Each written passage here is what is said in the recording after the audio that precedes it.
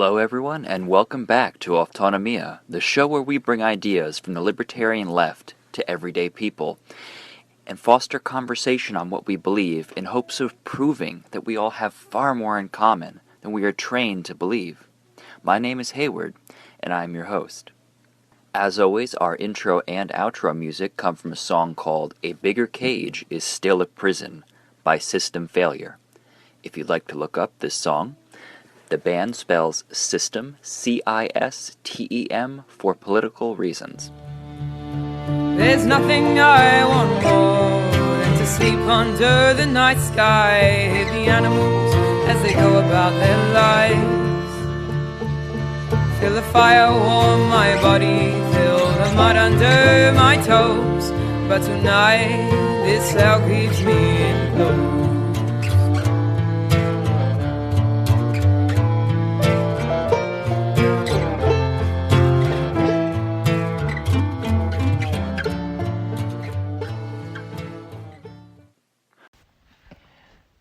Hello, and thank you so much for tuning in.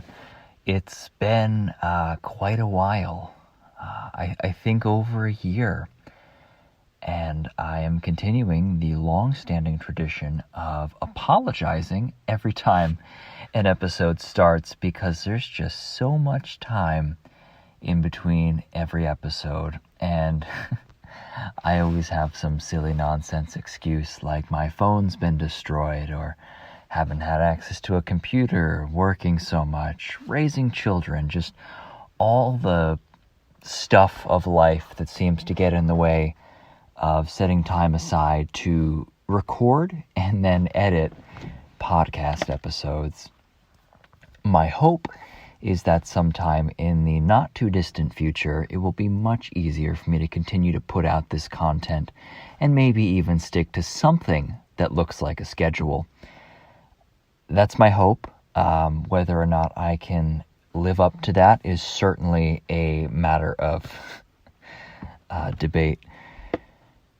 Right now I'm recording this episode a few days after the event that we'll be talking about today, and God knows when it will be until I can get this uploaded, because two things have to happen. First of all, I have to secure and install some sort of editing software on my computer. The computer that I used to use for editing is no more. So I have to find out some way that I can edit new audio files. The second thing that has to happen is I need to have enough money to buy a yearly SoundCloud membership so I can begin to upload the content again and have it there accessible for anyone that has the misfortune of coming across it. So once those things happen, and I hope that will be fairly soon from the date that I'm recording this, October 30th,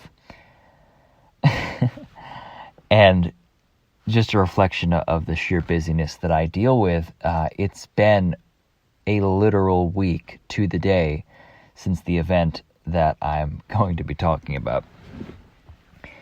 And maybe it starts off a little slow as I ease back into podcasting, because it's sometimes difficult to pick a focus, sometimes difficult to decide what I want to talk about. So I'm starting off talking about an experience that I had. So those of you who know me may be aware that I am a semi-frequent guest on local talk radio, the overwhelming majority of which leans right-wing, from moderate independent to pretty significantly conservative, and some places in between. So a local group called the Quinnebog Citizens Alliance, and as far as I know, the Q in their name is just a reference to the place and not a reference to something deeper. They decided to hold an America First rally in Plainfield, Connecticut, which is not super far from me.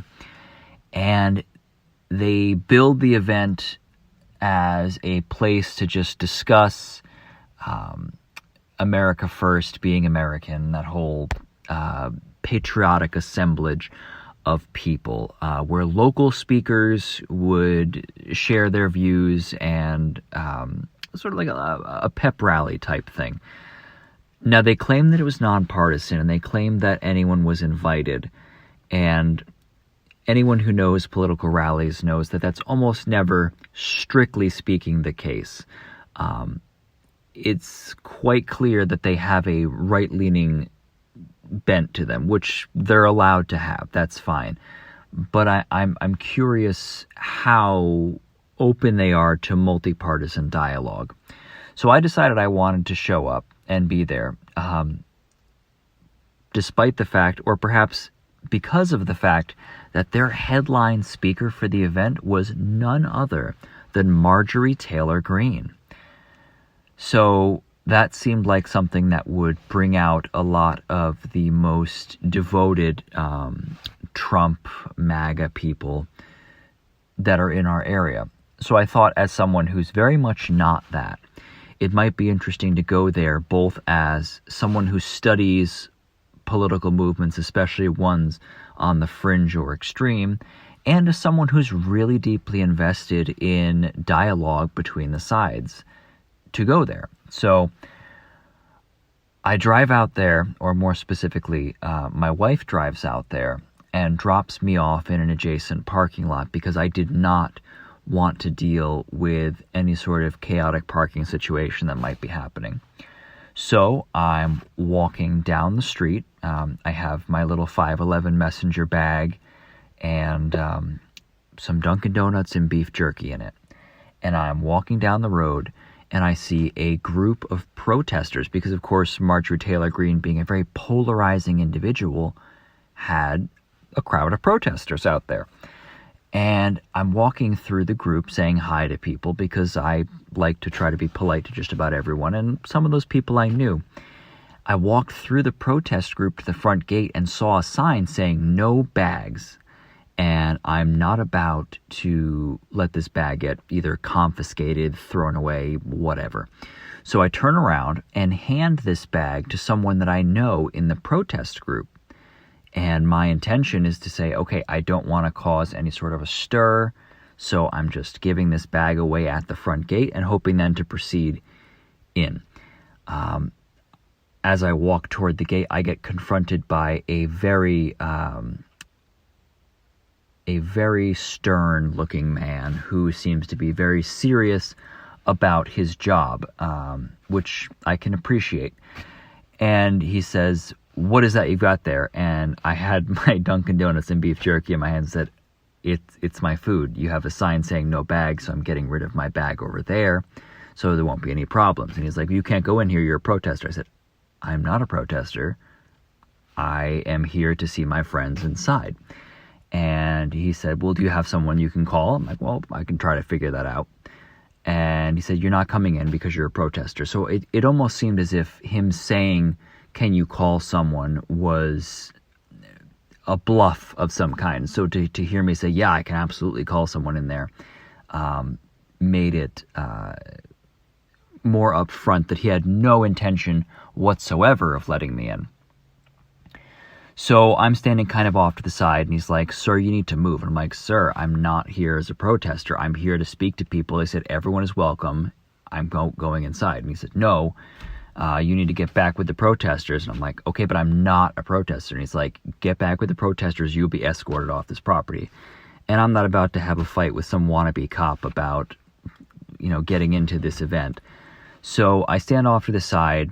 I text my friend Lee Elsey, who's a local talk radio show host, and I knew was going to be at the event.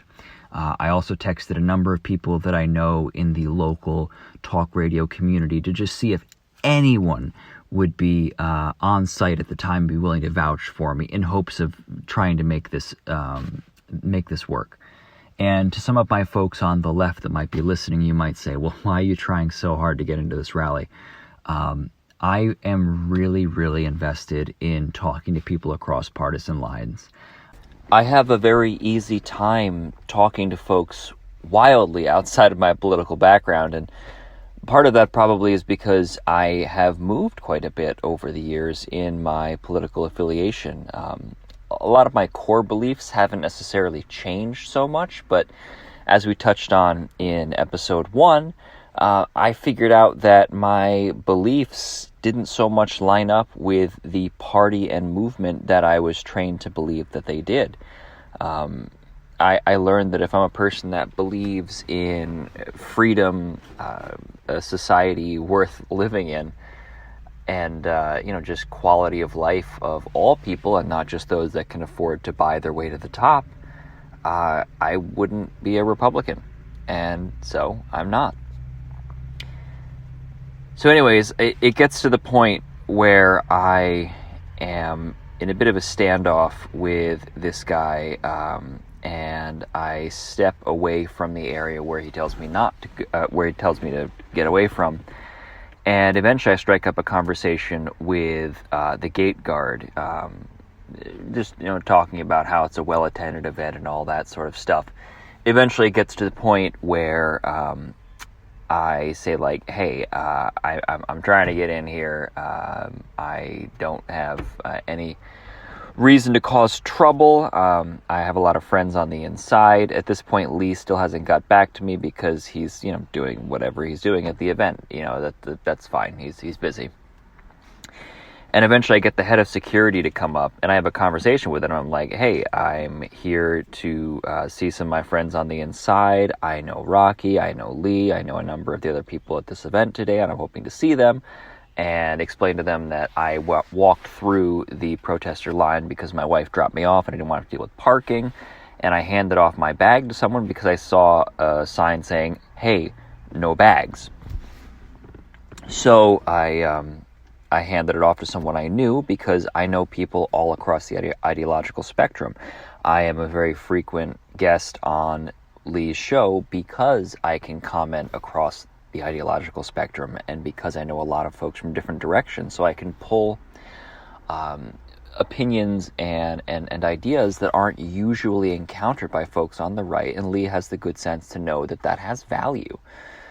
So anyway, I'm talking to the head of security, and he seems sufficiently convinced that I am not there to cause a giant problem. And so he lets me in and says that he'll be watching me. I said, yeah, no problem, whatever. So I'm walking across the way down this long stretch of vendors, that sort of thing. What you might expect to see at like a county fair type situation, vendors on both sides and just a long walkway. In the back is this large shed where all the speeches are happening. And I see about 150 feet away a guy wearing sort of unusual sunglasses, a black beanie, dressed, mostly dark clothing, looking kind of not like he's trying to be recognized. And so naturally, I was like, oh, well, that's Lee. There he is. And, perhaps because I have a background in recognizing people that are trying to obscure the identity, thanks to all my time in protests and black blocs, that it's not hard for me to spot someone that I've seen at that point as many times as I had seen Lee from all the radio appearances. So I say, hey, Lee, what's up? And so we shake hands, and the security that has been watching me sees this other kind of like unusually dressed person and says, oh, he must be with him, so we've been infiltrated, whatever. And so Lee and I are walking around discussing, and he's like, hey, man, this is the right. I'm like, yeah, no, I know. That's why I'm here. He's sort of remarking at the display of culture that was there. Eventually, Lee goes off somewhere for a second. Oh, actually, I'm misremembering this. Someone pulls me away from when I was talking with Lee, and we're walking toward the shed, and they say I can't have any outside food here because they want to give the vendors a chance to make some money. So these freedom-loving patriots felt it was appropriate to take my food from me and escort me all the way to the garbage can and force me to throw it away. Madness, in my opinion, but whatever. I wasn't there to fight. I was there to try to learn and potentially make some new connections that I wouldn't have otherwise made. So rather than challenge these silly people on their very silly rule, I decided, okay, whatever. I'm in Rome here. I'll do as the Romans do, which is obey and not question authority. But more on that later. Anyway, I see Lee a couple more times throughout me wandering around, and eventually I notice while I'm listening to some of the speakers that there's a guy following me less than like 3 feet from me, and every time I move, he's like right there behind me. And so I would like walk all the way across the shed, and he follows me all the way across the shed. And when I say shed, I mean this is like a industrial shed, so it's like 40 feet or so by like 100 feet. This is a big structure. Huge crowd of people hearing a wide variety of right-wing speakers talk about their various issues. And so it got to the point eventually where I turn back and stare at him, and he's just, averts his look. I don't know if he doesn't think I don't notice him or what, but I was very tempted to say, hey man, like if you're going to follow me this whole time, we might as well at least get to know each other. Like, what's up? let's talk. But again, I wasn't there to make a conflict, so I decided not to poke the bear. And a few more speeches go by, and I am walking by just outside the shed, and I see Lee again talking to a couple of people. And so I wander back over and talk to these folks. I learned one of these people recently got his own radio show on 94.9, so that's very exciting. We talked about how we both been on Lee's show a couple of times, talked about our ideas and perspectives. Eventually, Marvin, a very frequent caller to the show and the unofficial president of the Lee LC fan club, passed by, and I've met him a number of times over the years, and so I said, hey Marvin. So he walks over, we talk to each other, and we're sharing ideas, and Lee is getting pulled back and forth because again, people are starting to recognize who he is, so his cover's blown, that sort of thing. And it gets to the point where we're discussing ideology, and there's a lot of common ground happening. And one of the people says, well, so like you would consider yourself probably more of a libertarian. At which point I said, you could say that. You could also say I'm an anarchist. And he was a bit taken back by that. But we had enough common ground at this point that he was curious. And the other people that had formed this small crowd around me as well were also quite interested. And so we have the situation where these people would probably be primed to want to have me thrown into a cage beforehand, having a preconceived and media-trained notion of what folks like me believe. And rather than play into that, I wanted to try to bridge that gap. Because, again, I happen to think that the right-wing perspective only holds up through insulation. And so to break through that insulation, I think helps people explore other ideas. And maybe at the end of the day, they decide they prefer the right-wing perspective. But I want to at least explore the possibility that these folks might have different opinions if they were exposed to different information. And so we have very fun conversation exploring a lot of different ideas, talking about autonomous zones or history. Immigration comes up, and then so we start to talk about how imperialism plays a role in driving the people fleeing from countries south of the border to seek refuge in the imperial core.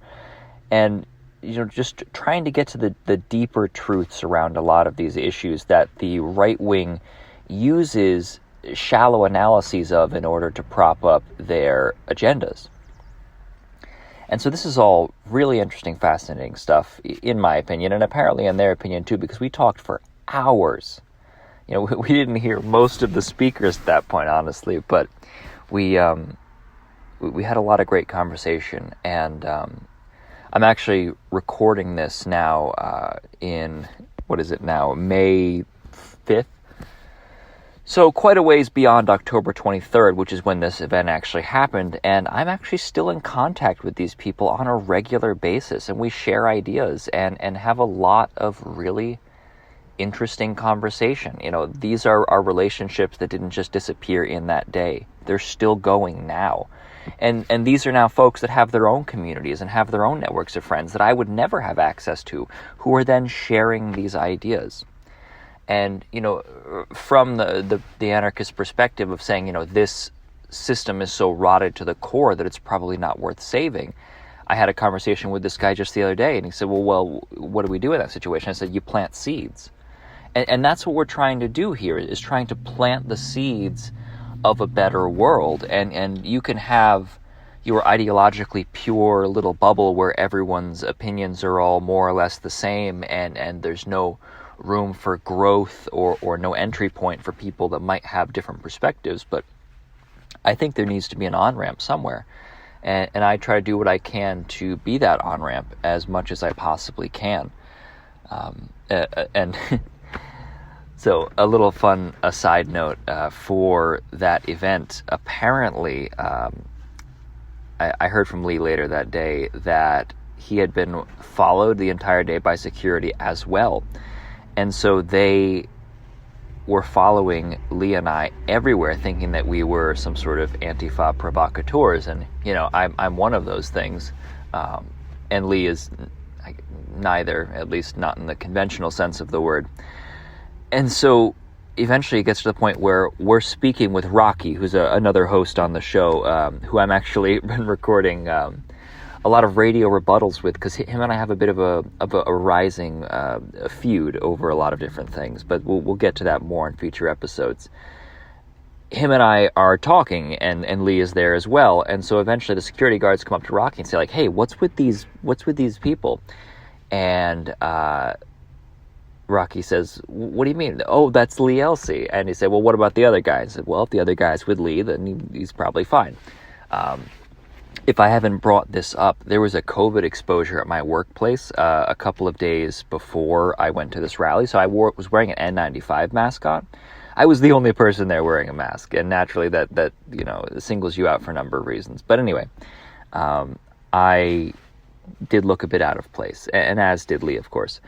And so, according to Rocky, he was sort of up on a stage at this point when this interaction took place, and he saw a crowd of security people, 5 or 10 guys, just all dispersed because they were given the all clear. They didn't have to follow us around anymore. So that's just kind of a funny little note. But really the primary thrust of this episode, given that I recorded close to half of it almost 6 months ago, is talking about the importance of this cross-partisan dialogue. I mean, it's so easy for folks to write off people that are outside of their ideological position as just, unsavable or dumb or evil in some way. And I think that's so counterproductive. And I think we need to talk to each other, because even if you are the kind of person that has a very purist ideology, the revolutionary movements that have occurred in this world and had any sort of traction built a movement somehow. And in a situation where the entrenched media establishment is building their own narrative and their own movement to counter any sort of revolutionary agenda, you should be doing every bit of what they're doing and more, in my opinion. Outreach needs to be, in my opinion, at the center of what is done here, right alongside building the actual alternative world that we hope to live in. Because, you can have your perfect little commune, and that might be a great place to live, but no one's going to know about it. And when the state inevitably comes for you and crushes you, if no one knows you're there and no one hears your goals, then what's the point? Movement building is essential, in my opinion, to resist the ongoing and encroaching tyranny that is crushing the world and everyone in it. And I think we all need to be willing, to the extent that we are comfortable doing so, to speak to everyday people all the time about how the world is not great and how things can change and what might be better. And even if people's opinions are outside of what you might think is correct, maybe give them space to express that. And then while you've built that trust and rapport with that person, you can start to decide that this point is now worth challenging, or that point is now worth challenging. And so you have a situation that's much more like friends talking to each other than someone trying to bludgeon the other with their ideology. And I think that is really, really good to do. But maybe I'm just wrong. I don't think so. But who knows? Maybe you have your own opinion. Anyway, I'm going to probably wrap up the episode now, because I'm actually at my one of my places of work. I'm a construction worker, and my lunch break is running just a little bit long at this point. So I just wanted to finally wrap up this episode, because it's, like I said, been almost 6 months since the starting of the recording happened. And now that I have digital software to edit the audio that I record, it's going to become a lot more practical for me to put out this content.